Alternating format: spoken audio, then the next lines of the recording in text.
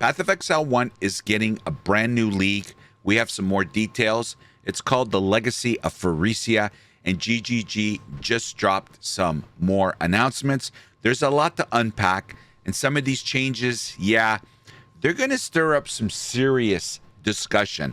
Let's break it all down, the major features, what this means for endgame, and my personal thoughts on what's looking like a big shift in how we play pathofexile 1. So this is the announcement from grindinggeargames. The Legacy of Phrecia event will feature a new system for specializing in endgame content, replacing the existing Atlas passive skill tree. Yes, you heard it correct. No Atlas passive skill tree. As you progress through the endgame, you're going to find idols, guys. No more Atlas passive skill tree. We are now going to have some sort of idol system, which will be placed into a new tab on the map UI to modify your maps. And here is a depiction of what this new relic UI is going to have when we're doing maps in pathofexile. And we're all used to this activation of maps. This is pretty what we're used to. But these relic UI here is where these idols or relics are going to be going in, and we're going to get into how this system works. And here are some examples. So magic items can have up to 2 modifiers, magic idols. Rare idols can have up to 4 modifiers. And there are unique idols for keystones from the Atlas passive skill tree. Idols are tradable, but they are not modifiable. Okay, so they are what they are. They will only be attained 2 ways: by trade or by drops. And here are some examples. Now, again, just looking from the photographs here, I would assume this could either be a 1 or 2 slot. I don't know. This is probably a 2 slot. Here is a unique one. Looks like it's a 1 slot. Again, I'm only guessing, but you can see for this unique crop rotation, obviously harvest crops in your maps contain only tier 1 plants. Harvesting crops in your maps has a chance to upgrade the tier plants of different colors. And so there's an example that we got in the communication of what a unique idol will look like. This is a pretty drastic change to how the endgame will play, given the Atlas tree has been such a fundamental part of the endgame for some time in many different formats and versions. Boy, that's a mouthful and probably the biggest understatement of the world. One of the major changes is that it turns specialization into different leagues to be less deterministic. And we're going to talk about this deterministic and RNG, that it looks like from everything we hear from Jonathan and Mark and what we're experiencing in game now, looks like they don't like deterministic features in their games. They like it to be less deterministic, dare I say more RNG. And now this has not been the case, or as much of the case, in pathofexile 1 like it is in POE 2. Now, we're not going to get into pathofexile 2, but we know pathofexile 2 is less deterministic than pathofexile 1 has been. And it looks like, dare I say, and let me know your comments, dare I say, it looks like pathofexile 1 is kind of moving in that direction as well. So because so one of the major changes is that it turns specialization into different leagues to be less deterministic, because it relies on you finding items. On the other hand, it adds a layer of excitement to item drops in the endgame previously not there. So they're trading the more deterministic, you choose your path, that being the Atlas passive skill tree, to a less deterministic, RNG formula of relying on trading and idols dropping in game for you. Okay, and we're going to elaborate that when I get to my take on this whole thing. This allows you to have an infinite number of different endgame loadouts for content. No more respecting your tree at all. Now just take out the idols you don't want and put the ones that you do. You probably end up with a set of idols for each league. With the Atlas tree, you can only get so much for a given stat because that's how much we put on the tree. But with this system, you can get a lot more certain things, pushing limits and boundaries further than ever. For example, if you want to have all essences on monsters be at the highest possible tier or a much higher number of blueprints, you find to be fully revealed. And they give examples again in these idols. Given that this is an opportunity for us to let us play with more developmental concepts, you can be rest assured you'll find a bunch of broken outcomes in the true Path of Exile fashion. We're gonna cover this. Now remember, guys, this league obviously very experimental, and I have to say, I have to applaud Grinding Gear Games for that. I love developers that are risk takers and changing the game all the time. But again, I'll give you my thoughts at the end here. But that's a fine balancing act.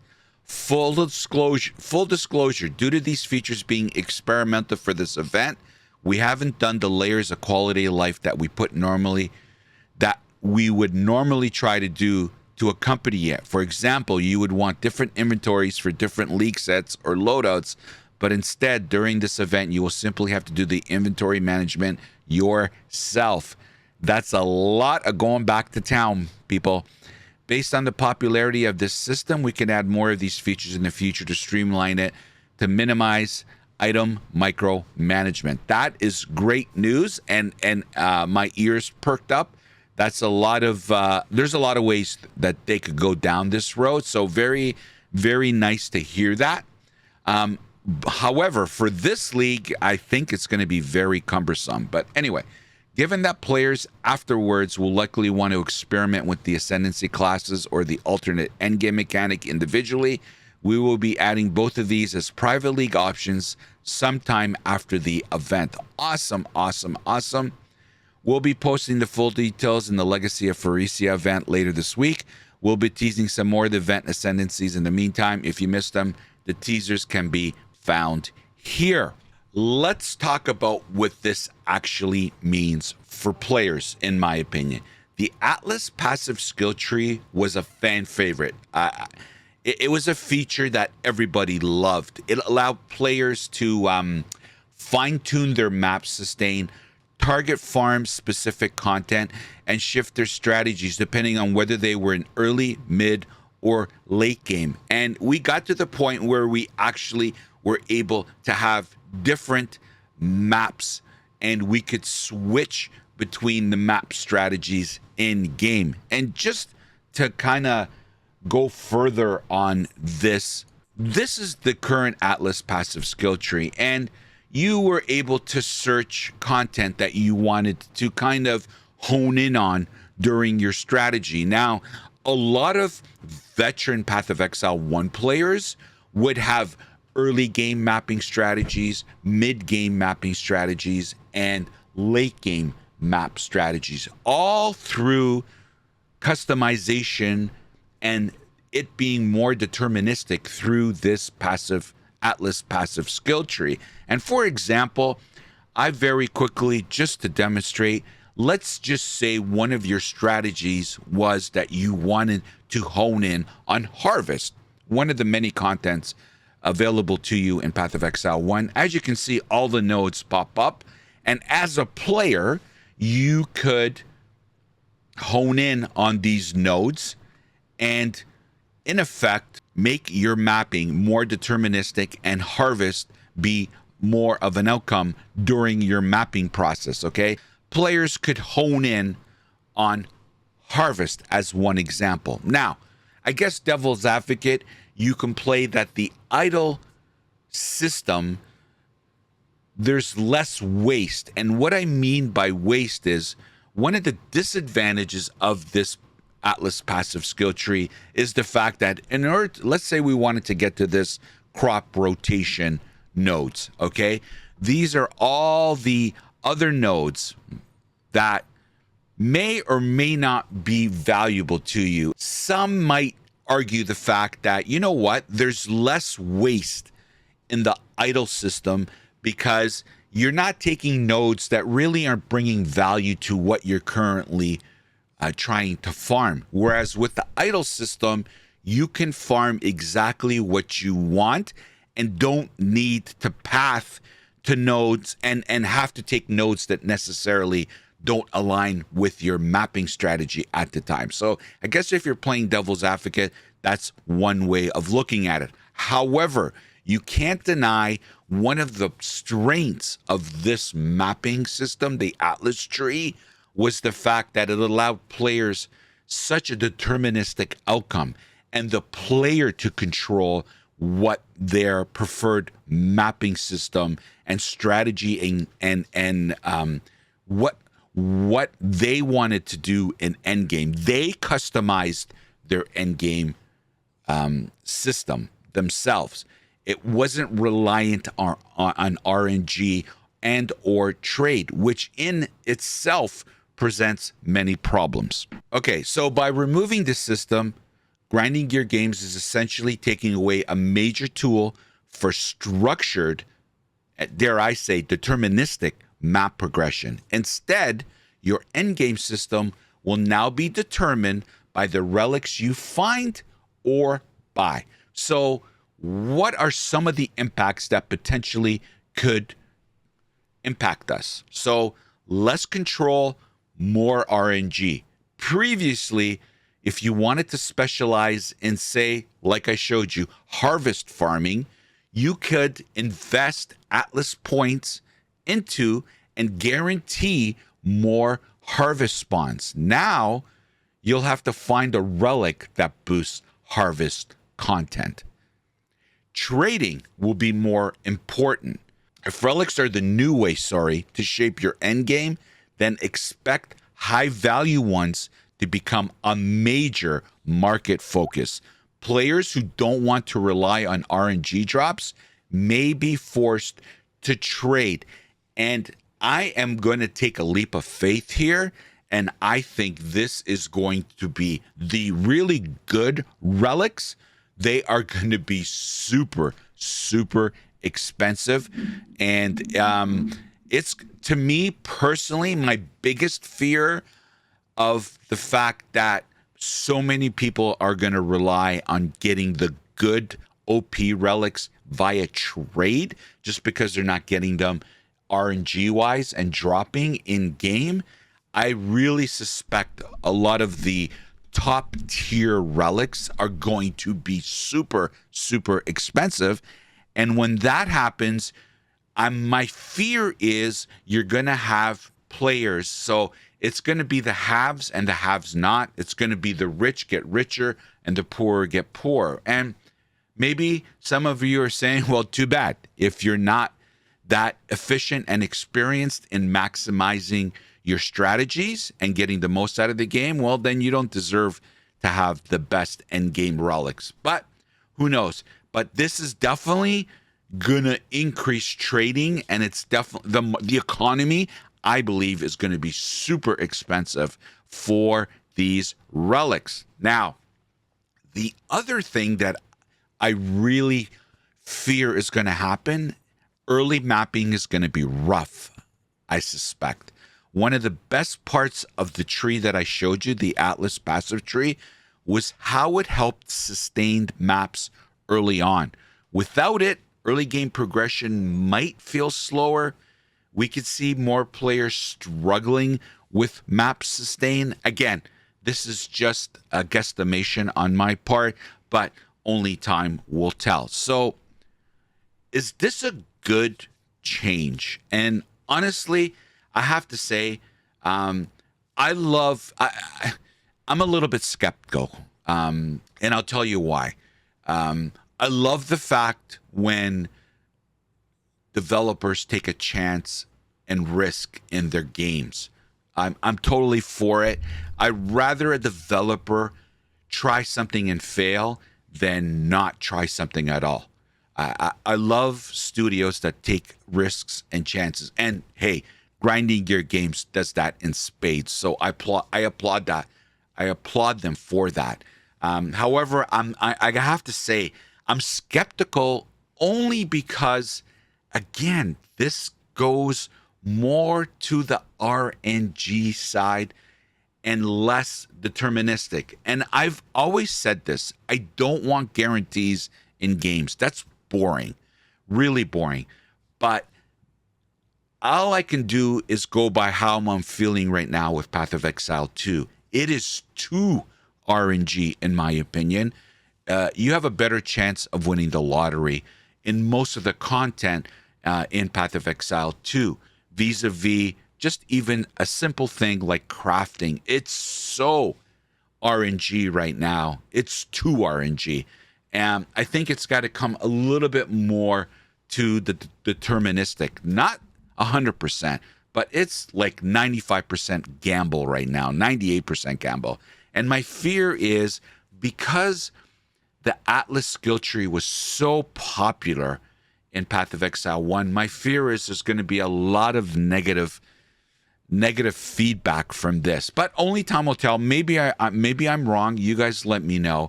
But this was a beloved feature in Path of Exile. A lot of people loved the control that they had with the Atlas skill tree. So it's going to be very, very interesting. The Atlas passive tree was efficient, flexible. Everyone loved it. Removing it in favor of drop-based system feels like another step toward everything in Path of Exile 1 more reliant on randomness rather than player choice.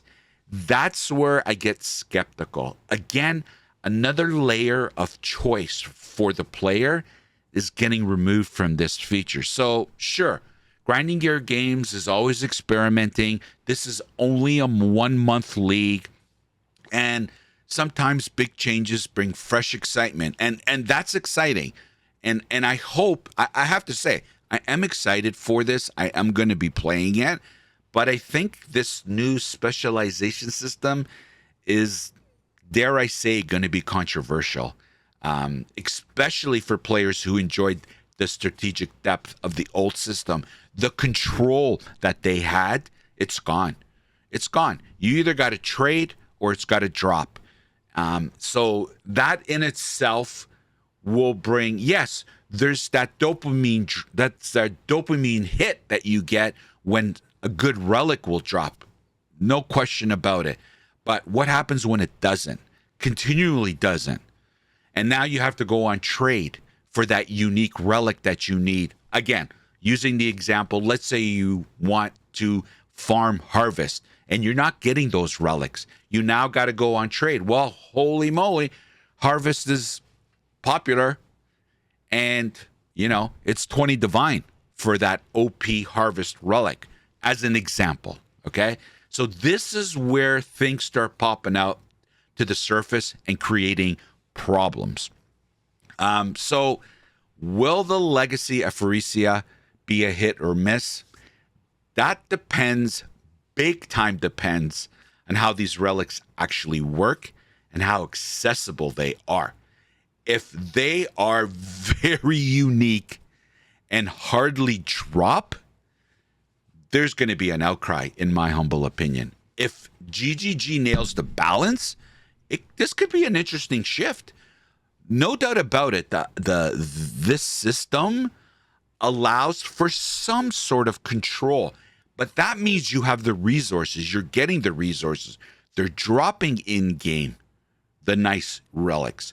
You are able to trade them for a fair price. If that's happening in droves, then this could be an interesting shift. But if the relics are too rare or expensive, we might be looking at one of the most frustrating league mechanics to date. So only time will tell. I don't know. I have to say, I'm excited because this is new. This is different. I did like the Atlas tree. I loved how you can customize and control your endgame mapping. I liked it. It was fun. But this could present another way of fun. We don't know. So we're going to try it out. So for that, I'm excited. But when you break it down and look at all the different options, depending on how this works out, some ugly things can rear its head. And that's all I'm saying. Let me know in the comments section. Anyway, so Grinding Gear Games clearly shaking things up for POE 1's future. And they said this is a 1-month league. They're going to try some stuff that was sitting on the shelf that never got into Path of Exile 1 before.